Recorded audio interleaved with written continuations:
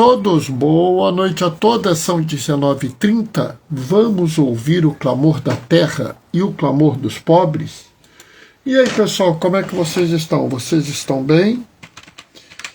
Eu vou dizer para vocês que eu tô com frio, eu tô com muito frio.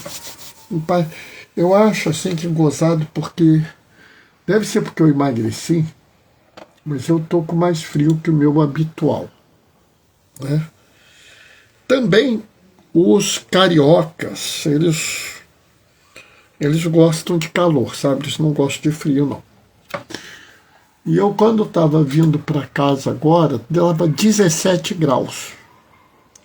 Eu brinco que o carioca com 20 graus já está batendo o queixo. Com 17 a gente já está quase morrendo, entendeu? Ah, Bernardo, você é exagerado. Não sou, não. Pode perguntar à minha esposa. Minha esposa está lá no outro quarto, né? Eu estava coberto agora, entendeu? É impressionante como a gente sente frio aqui em casa, né? E aí, né? Eu estava lá todo cobertinho porque eu estava com muito frio. Aliás, hoje foi muito bom porque eu ganhei, inclusive, um beijinho pré-live. Foi muito bom, né? Ai, ai. Preciso dizer para vocês que eu estou um pouco ansioso para amanhã.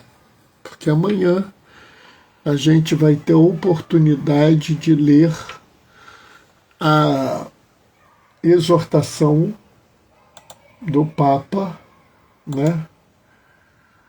Sobre a primeira exortação do Papa Leão, né? Diclicite, eu te amei, né? Então nós estamos aí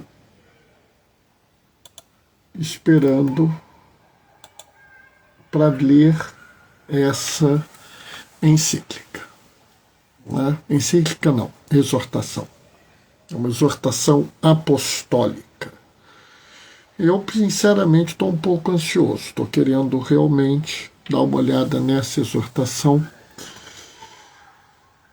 Todo o pensamento de um Papa, toda a visão de um Papa não pode ser contida em um único documento. Aliás, provavelmente nem em 3 ou 4, talvez 3 ou 4 encíclicas nos dê uma boa ideia. Mesmo assim, ainda vai ter muita coisa. Mas tem tanta gente colocando tanta coisa, tanta fake news, tanta distorção, né? Distorciam muito o que o Papa Francisco falava. E eu já achava um absurdo. Quando o Papa Leão entrou, piorou, né? Piorou muito. As pessoas, assim, quando não fazem fake news, distorcem mesmo, né? E o pior é que, às vezes, você vê que é uma fake news, a pessoa colocou que é uma fake news, aí você vira e fala assim, olha, fulano, isso é uma fake news. O Papa não falou isso. Aí a pessoa vira e fala assim, faz um post, né, dizendo, olha, isso aqui é uma fake news, ele não falou isso. Mas é muito como ele pensa. E eu fico pensando, nossa senhora, o homem foi eleito em maio, a gente tem 5 meses, não tem um documento escrito por ele ainda, e a gente já afirma que sabe como ele pensa. Me angustia um pouco isso, porque eu fico achando que as pessoas estão distorcendo aos que os papas dizem com a intenção de garantir aquilo que eles querem que as pessoas acreditem, né? Isso é muito ruim. Bom, está na hora, vamos começar. O Senhor esteja convosco. Ele está no meio de nós. Proclamação do Evangelho de Jesus Cristo, segundo Lucas. Um dia Jesus estava rezando num certo lugar. Quando terminou, um dos seus discípulos pediu-lhes: Senhor, ensina-nos a rezar, como também João ensinou a seus discípulos. Jesus respondeu: Quando rezardes, dizei: Pai, santificado seja o teu nome. Venha o teu reino. Dá-nos a cada dia o pão de que precisamos. Perdoa-nos os nossos pecados, pois nós também perdoamos todos os nossos devedores. E não nos deixeis cair em tentação. Palavra da salvação. Bernardo, não tem nada de Jonas aqui nessa passagem. Você falou que era Pai Nosso e Jonas. É porque, na verdade, a primeira leitura é a leitura de Jonas, é o final do livro de Jonas. E é muito interessante essa passagem, porque, vamos dizer assim, ela muda um pouco a forma como as pessoas abordam a história de Jonas. E aqui eu quero deixar claro que, assim, algumas pessoas podem não gostar do que eu vou falar, mas a gente tem que dizer. Jonas não existiu. Né? Jonas é um personagem. Nesse aspecto, o livro de Jonas se parece mais com o livro de Jó do que com o livro de Jeremias, de Isaías, de Baruque, de Miqueias. Ou seja, apesar da gente dizer que é leitura da profecia de Jonas, esse livro ele está mais para a literatura sapiencial, a literatura de sabedoria, do que da literatura de profecia. Bernardo, como assim? Você sempre falou que o profeta anuncia o reino de Deus. E Jonas anunciou o reino de Deus para os ninivitas, para a cidade de Nínive.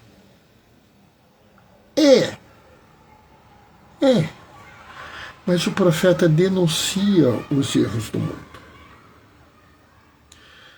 E assim, Jonas não faz isso. É duro a gente falar isso, mas Jonas não faz isso. A história de Jonas é muito diferente da história dos outros profetas. E aqui tem um ponto que é um ponto-chave nessa história. Qual é o ponto-chave? Se você observar bem, vai estar assim. Esse desfecho causou em Jonas profunda mágoa e irritação. Orou então ao Senhor: peço-te, me ouça.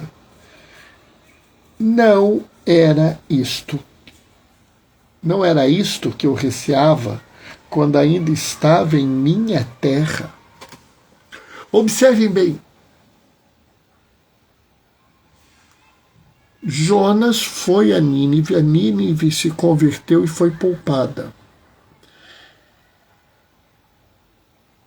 E isso desagradou Jonas. Jonas não foge para Tarsis, porque ele acha que aquela missão era uma missão grande demais para ele, porque ele se achava incapaz de cumprir aquela missão. Ele não fugiu porque ele era muito humilde e não conseguiu ver que ele era capaz de fazer isso. Jonas fugiu porque ele sabia que o Senhor é bom e misericordioso e que se ele fosse para Nínive, Nínive poderia se converter e ser salva. Como é que é, Bernardo? Jonas fugiu porque ele queria a destruição de Nínive.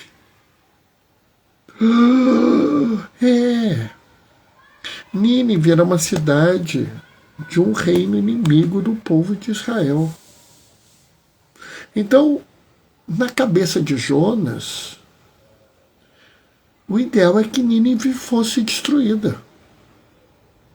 E quando o Senhor fala com ele, oi Gracinha, boa noite, paz e bem, espero que você esteja melhor. Ou seja, quando o Senhor procura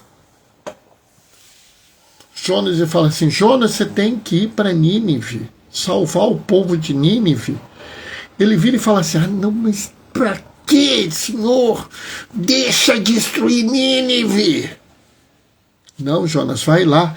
E ele próprio diz, sabia que tu és um Deus benigno e misericordioso, paciente e cheio de bondade e facilmente perdoas a punição. Por isso eu vou fugir para Tarsis. Eu não quero salvar Nínive porque eles não são amigos meus, eles são meus inimigos, que eles morram. Vou fugir para Tarsis. E ele sai correndo para Tarsis. Mas ele acaba tendo que ir a Nínive, e Nínive é salva. Obrigado, Bernardo. De nada, querida. Ô, Helena, boa noite, paz e bem. E aí, quando Nínive é resgatada,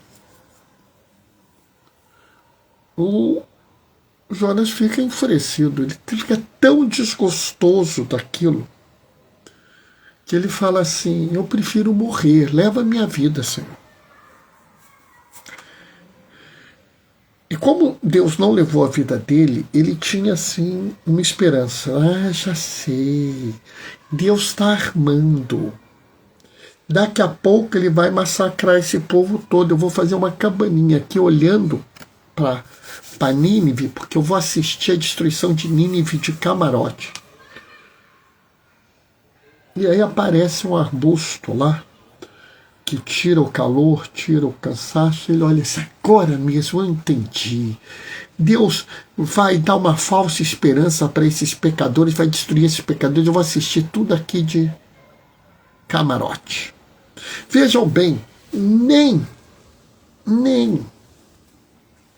depois de ver a misericórdia do Senhor que salvou ele de morrer afogado, nem depois de ver a misericórdia do Senhor que fez ele ser instrumento de salvação para os outros, nem depois de ver o Senhor perdoar as milhares de pessoas que moravam em Nínive, o coração dele mudou.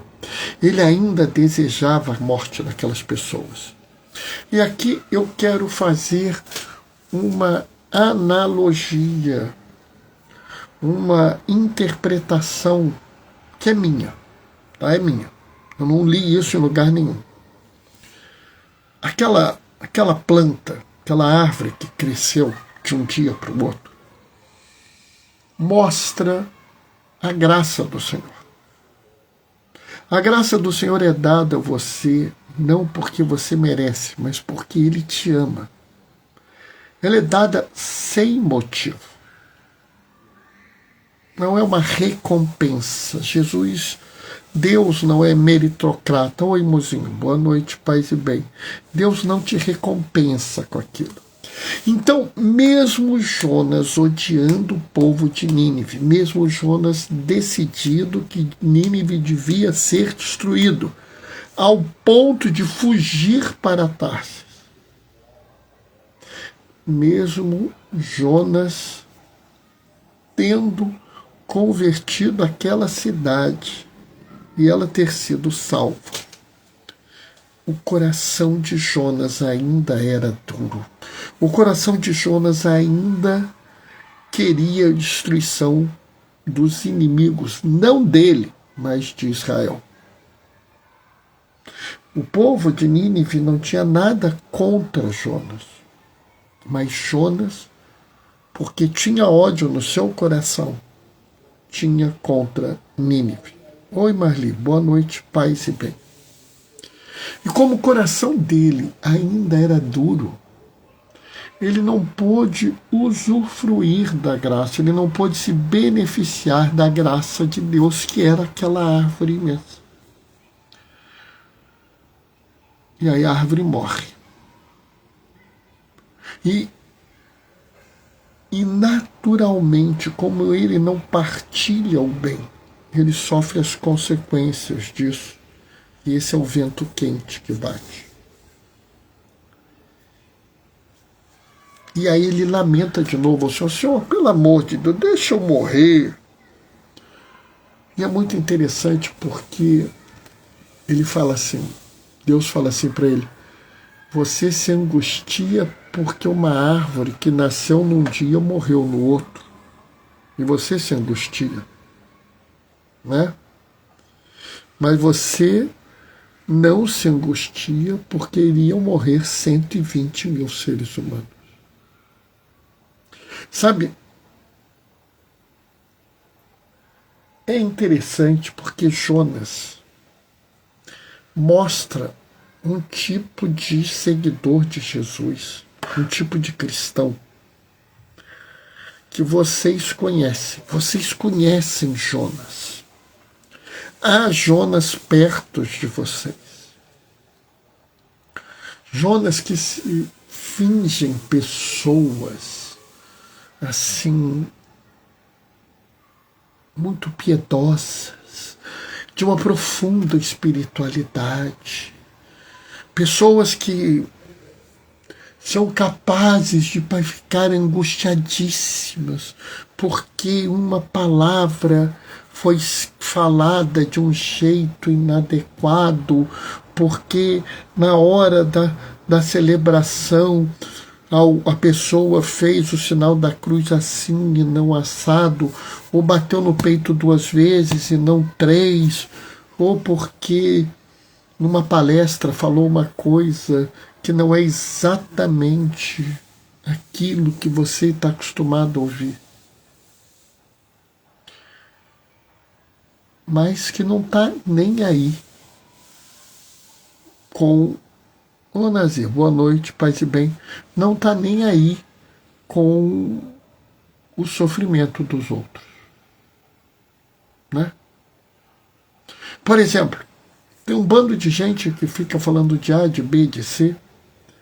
Você que está me ouvindo, você que vai me ouvir, você ficou sabendo o que aconteceu com o reverendo David Black, lá em Chicago? Ele é o pastor da primeira igreja presbiteriana de Chicago. Ele estava lá numa manifestação dos imigrantes, rezando, quando chega um agente da imigração norte-americana e dá um tiro com uma bala de pimenta, que é um saco de pimenta que cai e joga pimenta assim, a queima-roupa.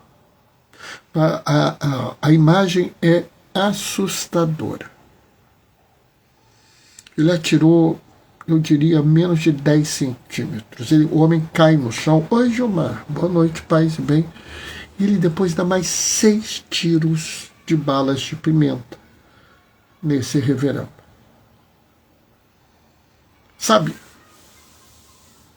eu garanto a vocês que a maior parte das pessoas que se revoltam por causa das pessoas que bateram 2 vezes no peito e não 3, ou porque leu o nome de uma palavra complicada numa leitura errada, não vão nem falar dessa atrocidade. Existe um tipo de cristão que é Jonas, que vive até hoje uma religião hipócrita. Uma religião que, na verdade, é baseada no ódio, no desejo de exterminar, de excluir, de marginalizar, de retirar as pessoas da sua comunidade de fé, da sua igreja, do seu templo. São pessoas que estão decididas a dizer a você: não, essa aí não vale, essa pessoa não pode estar aqui. São pessoas que irão dizer para você: não faz sentido, esse não merecia estar aqui. São pessoas que vão garantir que fulano, cicrano ou beltrano estão no inferno. São pessoas que vão dizer para você assim: fulano tem que ser castigado. Por quê? Porque Deus é justo, ele vai castigar essa pessoa. É verdade, Deus é justo. E eu digo para essas pessoas: o problema é que a justiça divina se opera pela misericórdia. Ah, lá vem você passando o pano. Nhenhenhê, católico jujuba. Católico jujuba, né? Porque é bonitinho, docinho, mas não tem conteúdo. É isso, por isso que me chamam de jujuba de vez em quando, tá? E aí eu fico olhando para esses Jonas que nós continuamos tendo. E hoje eu tive a grata surpresa, porque a leitura de Jonas calhou com o ensinamento do Pai Nosso em Lucas. E é impressionante, porque o Pai Nosso de Lucas é a resposta ao Jonas e aos Jonas que nós temos. Porque, vamos prestar atenção e vamos ver se eu não estou certo. O Senhor ensina-nos ao rezar. Quando rezardes, dizei: Pai, santificado seja o teu nome, venha o teu reino, venha o teu reino. Mas Jonas não quer que venha o reino. Jonas só quer que venha o reino para os amigos dele, para aqueles que eles acham que são pessoas de bem, pessoas boas, pessoas puras. Ele não quer o reino, que venha o reino para o mundo. Ele quer que os escolhidos vivam no reino. Os outros que se danem. Mas Jesus fala que ele quer o reino para todos. Enquanto Jonas foge para Tarsis para proteger-se, para eximir-se da obrigação de salvar aqueles que ele odeia, Jesus diz: rezem para que o reino venha para todos. Né? E ele diz: santificado seja o teu nome. Se o nome do Senhor é santificado, a nossa função é santificá-lo. E nós não santificaremos o nome do Senhor, espalhando ódio, a marginalização, a exclusão, considerando que há pessoas de bem e pessoas que não são de bem, pessoas de primeira classe, pessoas de segunda classe e pessoas que podem ser dispensadas. Nós não santificaremos o nome do Senhor se estimulamos o preconceito, o racismo, a xenofobia, se somos machistas, se cometemos LGBTfobia. Se nós temos qualquer forma de preconceito ou exclusão, nós não santificamos o nome do Senhor. Dai-nos a cada dia o pão que precisamos. Enquanto Jonas deseja a destruição daqueles que ele não gosta, Deus nos fala que é necessário até dar o que é, vamos dizer, necessário para o corpo. De vez em quando eu vejo alguns Jonas dizendo assim: a função da igreja é salvar almas. E isso é incompleto. Eu aceito que você diga que a função da igreja é salvar almas, desde que você confirme que também é salvar o corpo. Porque nós não acreditamos na separação absoluta da alma e do corpo enquanto o ser humano está vivo. Se o ser humano está vivo, salvar o corpo do ser humano é salvar a sua alma. Cuidar da pessoa, do corpo, é também cuidar da alma. É por isso que Jesus fala: dai-nos o pão de cada dia que precisamos. Mas ele vai além. Perdoa os nossos pecados, pois nós também perdoamos os nossos devedores. E é isso que a maior parte dos Jonas não entendem. Oi, Terezinha, boa noite, paz e bem. O Jonas, o religioso hipócrita, que não acredita no amor e sim no ódio, que não acredita no perdão e sim na punição, aquele que não aceita a misericórdia, só quer a destruição. Ele não entende que o perdão que ele manifesta às outras pessoas é o perdão que ele recebe do Senhor. Ele não entende, como diz o Salmo, que Deus não nos pune conforme nossas culpas exigem. E que, portanto, nós também deveríamos perdoar muito mais do que condenar. Sabe, eu até acho que é o seguinte: a nossa regra deveria ser: não condene, nunca condene. Abra mão de dizer a um irmão ou uma irmã que ele está condenado. Bernardo, mas e se a pessoa vier pedir o meu conselho? Aqui é diferente. Porque a pessoa veio te pedir o conselho, a orientação, mas mesmo assim, trabalhe numa dimensão de cuidado, de carinho, de acolhimento, não numa dimensão de destruição, de condenação, de opressão. Não transforme o amor de Deus, a misericórdia divina, a justiça do amante, numa ferramenta de opressão. Não faça isso. Por quê? Porque Deus irá te perdoar assim como você perdoa. E se você não perdoa os outros como Jonas, você não conseguirá ser perdoado. Não porque Deus não te queira perdoar. Porque Deus sempre vai querer te perdoar. Mas é que você tornou seu coração tão duro que você não consegue receber a graça de Deus. Aquela planta, aquela palmeira enorme foi dada para ser sombra de Jonas, é a graça divina, é a misericórdia divina.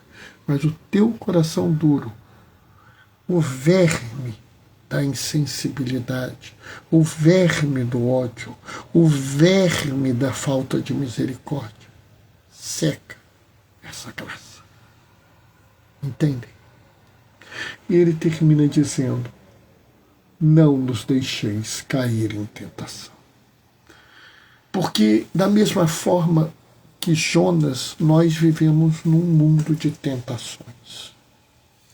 É a tentação da riqueza, é a tentação do poder, é a tentação do ódio, é a tentação da retribuição, é a tentação de ser agressivo e violento, de se impor. Essas são as tentações mais perigosas e essas são as tentações que nós devemos evitar, fugir delas, abrir mão de estar próximos dessas tentações para que elas não ataquem a nossa pobre vida. Não sejamos nós, Jonas, que deixamos de agir como o Senhor quer pelo ódio. Sejamos como Jesus pede que nós sejamos. Simples. Irradiando amor, perdão e misericórdia. Sendo pessoas preocupadas em cuidar dos outros, com corações moles e não coração de pedra, prontos para amar a toda e qualquer pessoa que a gente encontre pelo caminho. Eu sei que pode ser difícil, mas no fim vai valer a pena. Amém? Vamos ver a hora. E a hora agora são 8 horas e 1 minuto. Né? 8 horas e 1 minuto. Acho que eu falei o suficiente. Volto a dizer, amanhã sai o texto da Dilexi T. Eu te amei. Bernardo, eu não sei de nada. Eu não sou o Papa. Não sei o que ele escreveu. Volto a dizer, eu tenho uma esperança que ela seja dedicada à questão dos pobres. E assim, por que eu penso isso? Porque o Papa Francisco escreveu um último documento, que era de Lexi alguma coisa, que ele falou assim, ele nos amou. Isso era sobre o amor divino e humano do coração de Jesus. E eu sei que ele tinha planos de escrever um texto sobre os pobres. Papa Leão conhecia Papa Francisco, convivia com Papa Francisco, eram próximos. Eles têm pensamentos próximos, eles são bispos da América Latina. Né? Eles são bispos que vivem as teologias latino-americanas. Né? Então, eu não me espanto se o Papa Leão pode até ter pego parte do texto do Papa Francisco, ou porque conversou com o Papa Francisco, tenha escrito isso. Tá? De todo jeito, tem a ver com o pensamento dele. Então é importante, amanhã nós vamos ter acesso a esse texto. Eu quero dizer a vocês, leiam esse texto. Não fiquem nessa historinha, não, padre fulano, bispo cicrano, o diácono Deltrano, não sei quem, professor, irmão, frei, sei lá, que eu não vou dar um nome porque isso quer. Leu para mim e disse que é isso. Não, leiam esse documento. Ele vai estar disponível no site do Vaticano. Você pode imprimir e ler com calma, tá? Mas leiam. Ah, Bernardo, eu não consigo ler rápido. Não é uma competição. É a palavra da igreja. Por favor, leiam. Tá? Eu vou ler e vou dar algumas impressões, mas não vou ler correndo. Tá? Nesse momento, eu vou deixar a minha bênção. O Senhor esteja convosco, Ele está no meio de nós. Por intercessão de João Crisóstomo, desça sobre vós e permaneça para sempre a bênção do Deus Todo-Poderoso no amor, aquele que é Pai, Filho e Espírito Santo. Amanhã, às 19h30, tem live. Até lá. Beijos e bênçãos. Tchau, tchau, pessoal.